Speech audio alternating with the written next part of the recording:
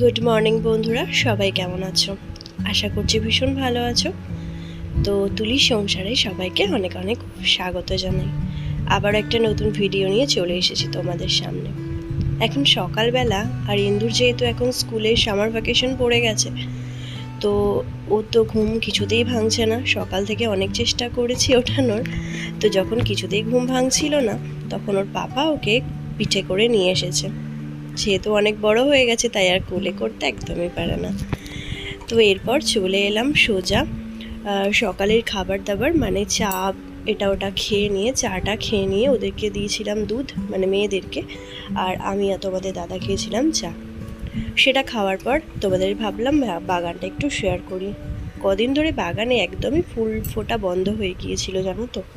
মানে এত রোদ গরম চলছিল, তো বাগানে কিছু ফুলই ফুটছিল না। তো আবার বেশ কয়েকটা দিন বৃষ্টির পর আবার দেখি বাগানে ফুলগুলো আবার ফুটতে শুরু করেছে। মানে গাছে জল পেয়ে আবার যেন নতুন করে প্রাণ পেয়েছে। এখানে গোলাপ গাছ আছে 3 রকমের।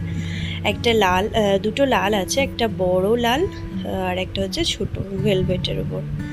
আর এই কালারটা, এই ফুলটা তো ভীষণ ভালো লাগে। মানে এত সুন্দর কালারটা ফুলটার, আর দেখতেও ভারী সুন্দর লাগে। তো এই সব মিলিয়ে গোলাপ গাছ প্রায় 2-3 রকমের আছে। তার সঙ্গে আরও অনেক শীতকালীন ফুল গাছ আছে, সেগুলো যদিও এখন আর ফুল ফোটে না, অনেকে শুকিয়ে গেছে, আবার অনেকে মানে আছে কিন্তু ফুল টুল আর ফোটে না। আর এই গাছটা দেখো, এটা হচ্ছে মুসাম্বি লেবুর গাছ। ওটা তোমাদের দাদা বসিয়েছে, আর বেশ কয়েকটা মুসাম্বিও এসেছে।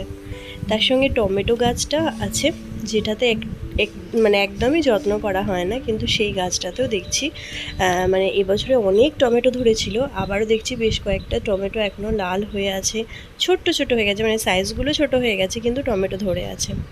আর এই যে দেখতে পেলে গাছটায় কতগুলো মুসাম্বি এসছে।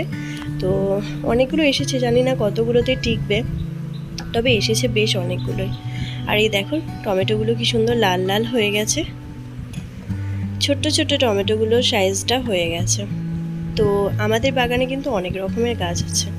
আম গাছ আছে, তারপর লঙ্কা গাছ আছে, এরকম অনেক কিছু গাছ আছে। আর এই যে ছোট্ট গাছটা, ওই গাছটা ইন্দু পেয়েছিল। ও গানেতে সেকেন্ড হয়েছিল, তো সেখানে পুরস্কার হিসেবে এই গাছটা পেয়েছিল। আর এই স্ট্রবেরি গাছটা দেখো, কত দিন ধরে স্ট্রবেরি লাগানো হয়েছে, এবারে ফুলও এলো, কিন্তু আর হয়নি কেন জানি না। ফুল এলো, তা অনেকগুলো ফুল এসেছিলো, ভাবলাম হয়তো স্ট্রবেরি হবে, কিন্তু আর হলো না, পোকা হয়ে গেল। দিয়ে দুটো গাছ তো একদম শুকিয়ে গেল, আর একটা গাছে ঠিকেছে। সব থেকে ভালো যেটা, সেটা হচ্ছে পুদিনা গাছটা। এত ভালো লাগে পুদিনা গাছটা দেখতে।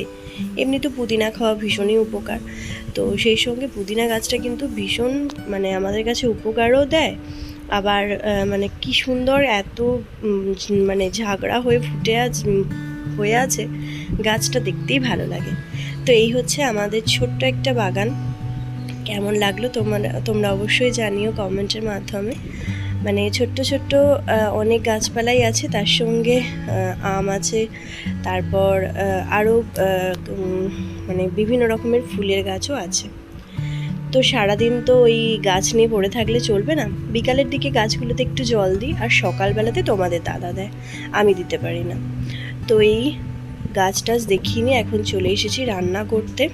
আর আজকে ভেবেছিলাম মাছের মাথা দিয়ে পুঁই শাক রান্না করব, তো মাছ আর তোমাদের দাদা আনেনি, সেজন্য কি আর করা, একটু পেঁয়াজ রসুন দিয়ে কষিয়ে নিয়ে তো সেদিন পুঁই শাকটা রান্না করলাম। আর এখানে একটু আলু ভাজা করছি, ছোট্ট ছোট্ট আলু এনেছিল, সেই আলুটা আমি হাফ করে কেটে সিদ্ধ করেছিলাম, তো সেটাই খোসা ছাড়িয়ে একটু হালকা করে ভেজে দিচ্ছি মুড়ি খাবার জন্য। সকালবেলা ঘুম থেকে উঠেই চিন্তা পড়ে যায় যে কী দিয়ে ভাত খাবো, কী দিয়ে মুড়ি খাবো, মানে কি রান্না করব, এটাই সারা দিনের চিন্তা, সকালেই বলো বা বিকালেই বলো। তো সেটাই করছিলাম, কি আর করার, মানে আমার মতো প্রত্যেকটা মেয়েদেরই এই অবস্থা হয়তো। যাই হোক, এখানে আলু ভাজাটা করছি, তারপর মেয়েদেরকে মুড়ি দিয়ে দেব।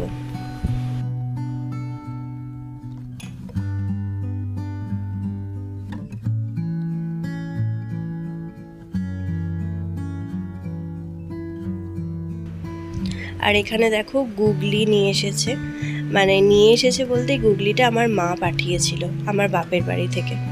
তো গুগলি যদিও আমি কোনো দিনও রান্না করি, ফার্স্ট টাইম এটা রান্না করছি। আমাদের বাড়িতে যতবার গুগলি এনেছে ততবার আমার শাশুড়ি মা থাকতেন, মানে যখন শাশুড়ি মা এখানে আসতেন তখন তোমাদের দাদা গুগলি নিয়ে আসতো, কারণ আমি গুগলিটা খুব একটা রান্না করতে জানি না। তো খেয়েছি, খাইনি নয়, অনেকবার খেয়েছি, বাপের বাড়িতেও খেয়েছি আর এখানেও খেয়েছি, কিন্তু রান্নাটা তো আমি করিনি, সেই হিসেবে রান্নাটা করতে জানি না। তো তোমাদের দাদা ও ভালো রান্না টান্না করতে পারে, ওকে আমি জিজ্ঞাসা করলাম যে কীভাবে কী করতে হয়, তো তারপর আমি রান্নাটা করেছিলাম। যদিও বলেছিল খেয়ে মোটামুটি ভালোই হয়েছে, খারাপ হয়নি। সবই রান্না টুকটাক পারি, মানে পারি না সেরকম না, তবে কিছু কিছু রান্না একদমই যেমন পারি না, আবার কিছু কিছু রান্না চেষ্টা করি করার। সব মানে সবটাই যে জানবো সেটা তো কোনো মানে হয় না, কিছু কিছু রান্না পারি, কিছু কিছু পারি না, এরকমটাই হয়। তো আজকে বেশি কিছু রান্না করিনি, এটাই করেছিলাম, তার সঙ্গে যে পুঁই শাকটা দেখলে ওটা করেছিলাম, আর হচ্ছে ডাল করেছিলাম, আর সঙ্গে একটু ভাজা করেছিলাম, ওই উচ্ছে আলু ভাজা আর পটল ভাজা, এগুলো। তো এই সমস্ত কিছুই হয়েছিল আজকে রান্নাবান্না।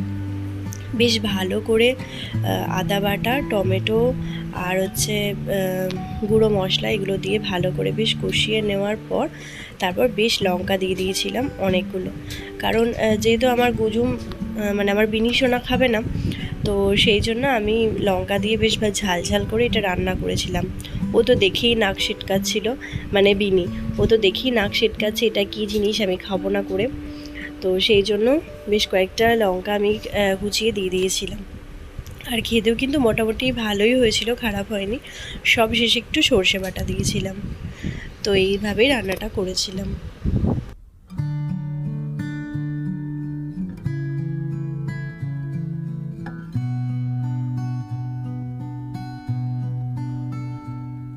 তোমরা কে কে গুগলি খেতে ভালোবাসো আমাকে কিন্তু অবশ্যই কমেন্টে জানাবে। আমি কিন্তু আগেতে আমাদের গ্রামেতে, মানে আমার বাপের বাড়িতে গ্রামেতে সে পাড়া থেকে দিয়ে যেত বালতি বালতি গুগলি, মানে গোটা গোটা, তো সেই রকমই এবারেও দিয়ে গিয়েছিল মা ওদেরকে। তো সেটা থেকে মা ছাড়িয়ে আমার জন্য পাঠিয়েছিল। তো এগুলো কিন্তু বেশ ভালো লাগে খেতে। গ্রামের লোকেরা তো আগে ছোটোবেলাতে শুনতাম যে সবাই বলতো যে এটা খেলে নাকি চোখের দৃষ্টি বাড়ে। জানি না ছোটোবেলায় খাওয়ানোর জন্যই বলতো কি না, অনেক রকম অনেক কিছু জিনিসই খাওয়ানোর জন্য অনেক রকমভাবে মিথ্যে কথা বলতো, আর বেসিক্যালি ওটা আমরা মেনেও নিতাম যে হ্যাঁ হয়তো এটাই হয়, সেই জন্য হয়তো বলছে, কিন্তু এখনকার বাচ্চারা কেউই কিন্তু এই জিনিসটা শুনবে না। আর এদিকে দেখো আমার বিনি পাকা বুড়ি হয়ে গেছে একদম, জল নিয়ে ও এই যে জানালাগুলো মুছছে, মানে দেখছে যে মা মুছতে সময় পাচ্ছে না, তো আমিই পরিষ্কার করে দিই। এত পাকা বুড়ি হয়েছে কি বলবো, ওর কথাবার্তা শুনলে না মানে অবাক হয়ে যায় মাঝে মধ্যে, ওর কথাবার্তাগুলো শুনলে এত মিষ্টি মিষ্টি কথা বলে, আর সমস্ত মানে একটু আদো আদো করে কথা বলে, তো কি ভালো লাগে। তো তারপর আর কি এখানে আমি স্নান টান করে নিলাম, একদম সমস্ত কাজকর্ম সেরে নিয়ে এরপর হচ্ছে নিজেকে একটু মানে গুছিয়ে নিয়ে তারপর চলে যাব খাওয়া দাওয়ার দিকে, মানে খেতে দেবো, এবার মেয়েদেরকে খেতে দেবো, তারপর আমরা খাবো। তো এই ছিল আজকের ব্লগটা। কেমন লাগলো অবশ্যই জানিও, আর ভালো লাগলে একটা কমেন্ট করো, আর অবশ্যই চ্যানেলটা সাবস্ক্রাইব করবে, পাশে থাকবে।